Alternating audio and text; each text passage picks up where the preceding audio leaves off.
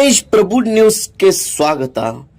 ದೇಶ ಸೇವೆ ಮಾಡಬೇಕು ಎಂದು ಸತತ ಪ್ರಯತ್ನಿಸಿದಲ್ಲಿ ಮಾತ್ರ ನಾವು ಗುರಿ ಮುಟ್ಟಲು ಸಾಧ್ಯವಾಗುತ್ತದೆ ಎಂದು ಡಾಕ್ಟರ್ ಭೀಮರಾವ್ ಕಟ್ಟಡ ಕಾರ್ಮಿಕ ಸಂಸ್ಥೆ ಸಂಸ್ಥಾಪಕ ಅಧ್ಯಕ್ಷರಾದ ಶ್ರೀ ಪ್ರಕಾಶ್ ಹರಿಜನ್ ಅವರು ಹೇಳಿದರು.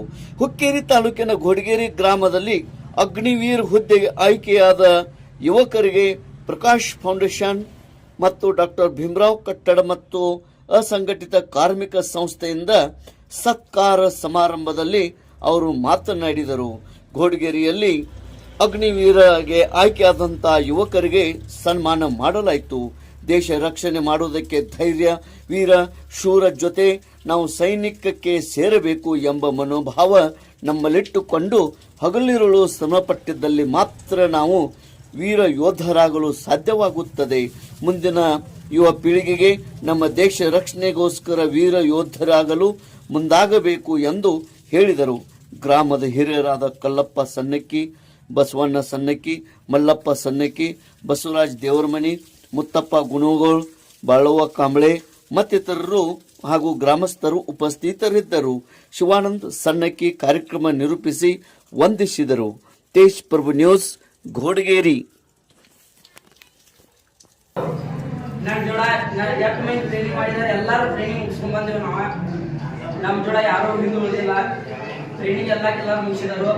ನಾನು ಈ ಸಲ ಬಯಸ್ತಾನು ನನ್ನ ಸಹೋದರ ಎಲ್ಲರೂ ಟ್ರೈನಿಂಗ್ ಮುಗಿಸ್ಕೊಂಡು ಸುರಕ್ಷಿತವಾಗಿ ಬರಲಿ ಅಂತ ಹೇಳಿ, ಟ್ರೈನಿಂಗ್ ಅನ್ನೋದು ಪೂರ್ತಿ ಹಂಗ ನಾವು ಈ ಮನ್ಯಾಗ ಹೆಂಗಿರ್ತೇವೋ ಅಲ್ಲೂ ಹಂಗ ಇರ್ತೇವೆ.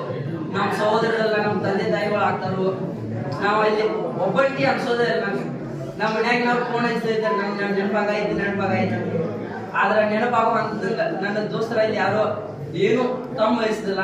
ನನ್ ಜ್ವರ ಬಿಟ್ಟಾಗ ತಣ್ಣೀರ್ ಪಟ್ಟಿ ಮಾಡೋದ, ನಂದು ನೀರ್ ತಂದು ಕೊಡೋದ, ಎಲ್ಲಾ ಪೂರೈಕೆ ನನ್ನ ಗೆಳೆಯರು ಪೂರ್ಣ ಮಾಡಿದ್ರು. ಇವ್ರಿಗೆ ಹೇಳ್ತಿದ್ರು, ಇವ್ರು ಒಬ್ರೊಬ್ರು ಎಲ್ಲಾರು ಜೊತೆಯಾಗಿರ್ರಿ, ಅಲ್ಲಿ ಹೋದ್ರಂದ್ರೆ ನಿಮ್ ತೊಂದ್ರೆ ಏನೂ ಇರಂಗಿಲ್ಲ. ನಿಮ್ ಜೋಡ ಯಾರ್ಯಾರ ನಿಮ್ಗೆ ಸದ್ಯ 5 ಮಂದಿ ಹೊಟ್ಟೆ ನಾ ಹೋಗೋದೇ ನಾವು ಅಲ್ಲಿ ಆದ್ರೂ 8 ಮಂದಿ ದೋಸ್ತರಾಗಿ ನಾ ಎಲ್ಲಾರು ಒಂದ ಬೇರೆ ಬೇರೆ ಮಹಾ ರೆಜಿಮೆಂಟ್. ನಮ್ಮ ರೆಜಿಮೆಂಟ್ ಒಂದು ವಿಶೇಷತೆ ಏನಂದ್ರ ದೇಶದ ಎಲ್ಲಾ ಭಾಗದವ್ರು ಸಿಗ್ತಾರೆ. ಅಂಡಮಾನ್ ನಿಕೋಬಾರದಿಂದ ಜಮ್ಮು ಕಾಶ್ಮೀರ್ ಕನ್ಯಾಕುಮಾರಿ ತನಕ ಎಲ್ಲಾ ರೆಜಿಮೆಂಟ್ ಎಲ್ಲರೂ ಸಿಗ್ತಾರೆ. ಆ ರೆಜಿಮೆಂಟ್ ದಾಗ ಎಲ್ಲಾರು ತಂದೆ ತಾಯಿಗೆ ತೆಗಿದ್ವು. ನಾವ್ ಒಂದ್ಸಲಾನು ನಿಮ್ ನೆನಪಾಗೈತೆ ಅಂತ ಮನ್ಯಾಗ ನಾವು ಒಂದ್ಸಲಾನು ಹೇಳಿಲ್ಲ. ನಾವ್ ಮನ್ಯಾಗ ನಾವ್ ನೆನಪಾಗೈತಿ, ನಾ ಬರ್ತೇನೆ ಮಡಿಗೆ ಹಿಂಗೇನು ಹೇಳಿದ್ವಿ. ಮನ್ಯಾಗ ನಾನು ಹೇಳ್ತೇನೆ ನೆನಪಾಗೈತಿ ಏನು ನೆನಪಾಗಿಲ್ಲ ಒಂದ್ಸಲ. ಎಲ್ಲಾರು ಅಷ್ಟು ಚಂದ ನಾ ತಂದೆ ತಾಯಿಗಳ ಎಲ್ಲಾರು ಇದ್ರು. ಇವ್ರಿಗೆ ಹೇಳ್ತೇವೆ, ನೀವು ಎಲ್ಲಾರು ಹೋಗ್ರಿ, ಒಬ್ರಿಗೊಬ್ರು ತಂದೆ ತಾಯಿಗೆ ತೆಗಿದ್ರಿ.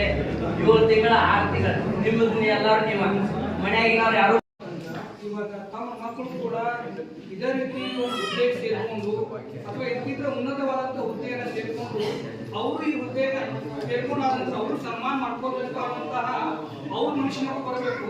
ಮತ್ತೆ ಇಲ್ಲೇ ಟೈಮ್ ಇಲ್ಲ, ನೀವು ಮನುಷ್ಯನಾಗ ಬರ್ಬೇಕೇನಪ್ಪ ಅಂತಂದ್ರೆ ನಮ್ಮ ಮಕ್ಕಳು ಕೂಡ ಇಲ್ಲಿ ಸ್ಟೇಜ್ ಮ್ಯಾಗ ಬಂದು ಸನ್ಮಾನ ಸ್ವೀಕಾರ ಮಾಡ್ಕೊಳ್ಬೇಕು ಅನ್ನುವಂತಹ ಛಲ ನಿಮ್ಮಲ್ಲಿ ಇರಲಿ. ಮತ್ತೆ ನಮ್ಮ ಜನ ಹೆಂಗ್ ಕೇಳ್ರಿ, ದಯಮಾಡಿ ಹೆಂಗಿತ್ತು ಅಂತಂದ್ರ ಮನಸ್ಥಿತಿ ಹೆಂಗಿತ್ತು ಅಂತಂದ್ರ ನಿಮ್ಗೆ ಏನ್ ಮಾಡ್ಬಿಟ್ಟಿದ್ರು ಯಾವ ದಾರಿ ಮುಗಿದ್ರು ಗೊತ್ತಿಲ್ಲ. ಇವಾಗ ನಾನು ಸ್ವಾರ್ಥಿತ್ತು ಅಂತ ನನ್ನ ಮಕ್ಕಳ ಎಜುಕೇಶನ್ ಮಾಡಬೇಕು. ಬಟ್ ಆದ್ರೆ ನೀವು ಎಜುಕೇಶನ್ ಯಾವ ರೀತಿ ಅಂತ ವಿಚಾರ ಮಾಡ್ಕೊಳ್ರಿ. ಯಾಕಪ್ಪ ಅಂತಂದ್ರ ದಾರಿ ತಪ್ಪತ್ತಾರ ಹುಡುಗರು, ಇವರಿಂದ ಅದು ಒಂದ್ ಸ್ವಲ್ಪ ಕಲ್ಕೋರಿ, ಏನಾದ್ರು ನಮ್ ಹೊಸತನ ಆಗ್ಬೇಕು ನಮ್ಮ ಮನೆ ಒಳಗಡೆ. ನನ್ಗೆ ಆರಾಮ್ಸೆ ನನ್ನ ಮಕ್ಕಳನ್ನ ಎಲ್ಲೇ ಕಾನ್ವೆಂಟ್ ಅಷ್ಟು ಹೋಗ್ಬಿಡ್ತೇನೆ. ನಿಮ್ಮದ್ ಗತಿ ಏನು?